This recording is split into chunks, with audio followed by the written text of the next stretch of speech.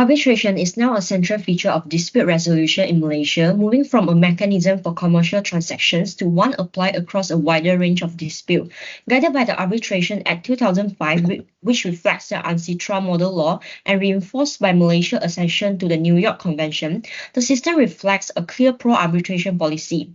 For businesses and investors, this offers efficiency, confidentiality, and international enforceability. Yet, its growing use in consumer and employment dispute raises concerns about fairness, given the unequal bargaining power of individuals. These discussions examine three areas where these issues are most visible: consumer dispute, mandatory arbitration clauses, and employee rights. In consumer contracts, clauses are often hidden in standard form agreement, restricting access to remedy under the Consumer Protection Act 1999 and diverting claims from the tribunal. The court's consistent pro-arbitration stance, as seen in the case of Press Metal and Etika Takafu and Setia Awan and SPNB Aspirasi, strengthen enforceability but highlights the gap between formal consent and real choice. In employment disputes, arbitration promises speed but risks undermining statutory protections for workers.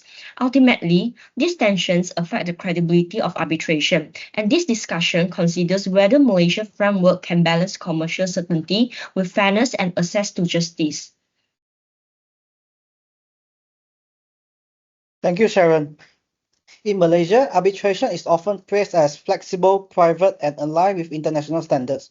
Under the Arbitration Act 2005, courts generally uphold arbitration agreements, as seen in the case like Press Metal Sarawak Sdn Bhd and Etika Takafu Berhad 2016 and Setia Awan Management Sdn Bhd and SPNB Aspirasi Sdn Bhd 2025.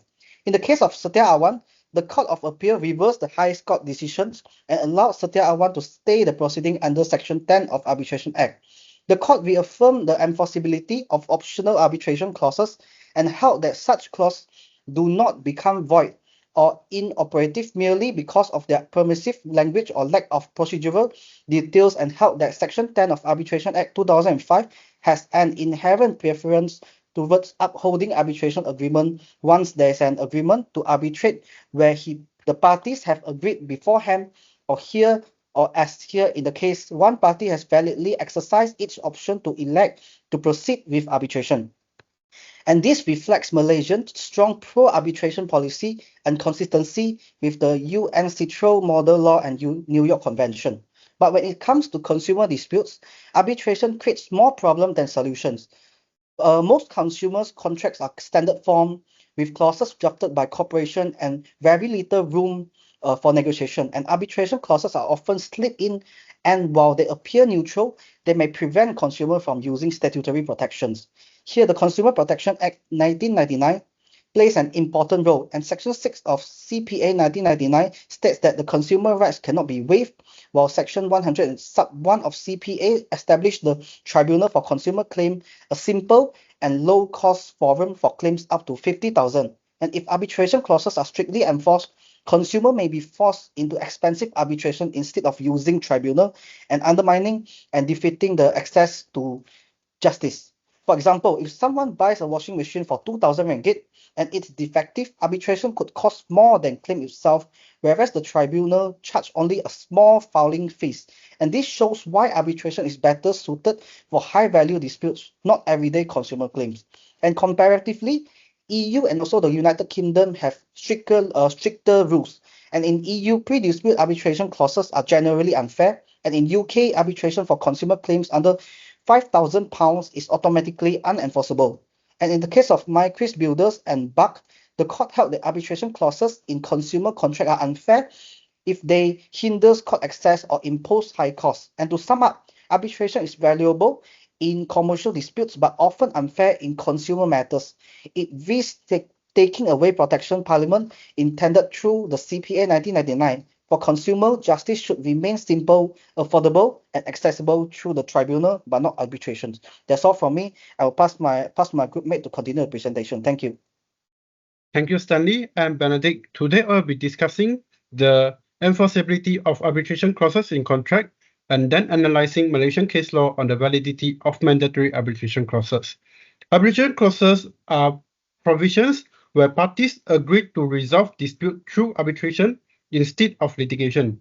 In Malaysia, their enforceability is mainly governed by the Arbitration Act 2005. Section 9 of the Arbitration Act requires arbitration agreement to be in writing, and this is interpreted broadly to include not only signed contracts but also emails or pleadings. Section 10 of the Arbitration Act obliges the courts to stay legal proceeding if there is a valid arbitral agreement unless it is clearly void or incapable of being performed. Section 18 then introduced the principle of competence, which means that the arbitral tribunal has the power to decide its own jurisdiction and the doctrine of separability, which allows the arbitration clause to survive even if the main contract is challenged. Turning to case law, the Federal Court in Press Metal Sarawak and Etika Takafu strictly enforced an arbitration clause in an insurance contract. The court held that once parties have agreed to arbitrate, the court must stay proceeding under Section 10, leaving jurisdictional issues to the tribunal. This shows Malaysia's commitment to minimal judicial interference. However, in Max Steels and Lysat, where one party alleged that the arbitration agreement itself was forged, the court declined to stay proceedings. The High Court and the Court of Appeal both held that when the very existence of an agreement is in doubt, the court may step in to decide validity. This illustrates that while Malaysia is pro-arbitration, courts still intervene when justice requires it. The validity of mandatory or hybrid clauses also has been clarified in Setia Awan Management and SPNB Aspirasi. The Court of Appeal upheld a clause stating that dispute may be referred to the courts or to the arbitration. It ruled that such hybrid clauses are enforceable under Section 9 and become binding once the party elects to arbitration. The court emphasized that omissions in procedural details do not invalidate the clause, since the Act itself provides default rules. This decision prevents parties from sidestepping arbitration simply by commencing litigation first. Overall, Malaysia courts adopt a balanced approach. They strictly enforce arbitration clauses to uphold party autonomy and as seen in the case of Press Metal and Setia Awan, but they also safeguard legitimacy while validity is fundamental disputes, as shown in Max Steel. This reflects Malaysia's position as an arbitration-friendly jurisdiction while ensuring fairness in the arbitral process. That's all from me. Thank you, and I would like to pass the floor to Jin Zong. All right, thank you, Benedict. So, mandatory arbitration clauses require disputes to be resolved through arbitration instead of litigation. In Malaysia, these clauses are governed by the Arbitration Act 2005, which is based on the UN Citral Model Law, and Malaysia is also a party to the New York Convention. Together, these instruments make Malaysia a pro-arbitration jurisdiction aligned with international standards. Under the Arbitration Act, arbitration agreements must be in writing and courts are obliged to stay proceedings if such an agreement exists, unless it is invalid or incapable of being performed. The Act also adopts the doctrines of competence, and separability, giving arbitral tribunals autonomy to rule on their own jurisdiction. Besides, the Malaysian courts have strongly reinforced these principles in Aswa and Pacific Interlink. The Federal Court held that proceedings must be stayed where an arbitration agreement exists, while in Press Metal and Etika Takafu, the court confirmed that once a valid arbitration clause is established, courts have no discretion to refuse a stay, and it affirmed competence, and separability again. This closely mirrors the UN Citral Model Law, particularly Articles 7, 8, and 16, and align with the New York Convention, which ensures recognition and enforcement of arbitration agreements and awards globally. In short, Malaysia Arbitration Act, supported by case law and international instruments, demonstrates its strong commitment to arbitration, ensuring consistency with the global best practices. And I think that's all from me. Thank you. For my part, arbitration in Malaysia serves as an alternative to litigation and industrial court proceedings, principally governed by the Industrial Relations Act 1967 and the Arbitration Act 2005. While conciliation is emphasized the first resort, arbitration is permitted by mutual agreement or referral when conciliation fails, providing a binding and final resolution of employment disputes. Arbitration offers advantages over litigation. It is faster, less costful, confidential, and less adversarial, thereby reducing strain on employer-employee relations. Section 20 capital A Para 2 of the Industrial Relations Act allows referral of dispute to arbitration with the party consent, while the Arbitration Act 2005 affirmed the validity of arbitration agreement and prescribed procedure for the proceedings. The Employment Act 1955, although not mandating arbitration, provides the statutory framework that arbitral award must respect, particularly in areas such as contracts, wages, termination under Section 10 to 16. Together, these laws ensure arbitration operates within statutory boundaries.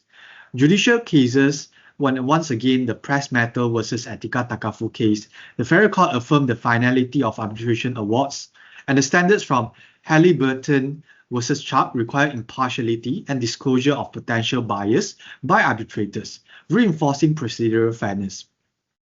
Industrial court cases such as Nobiri bin Yusuf versus NMC Gamuda also demonstrate arbitration role in supplementing statutory protections. Despite its benefit, arbitration possesses challenges. Unequal bargaining power may undermine genuine consent to arbitration clauses, particularly when imposed unilaterally by employers.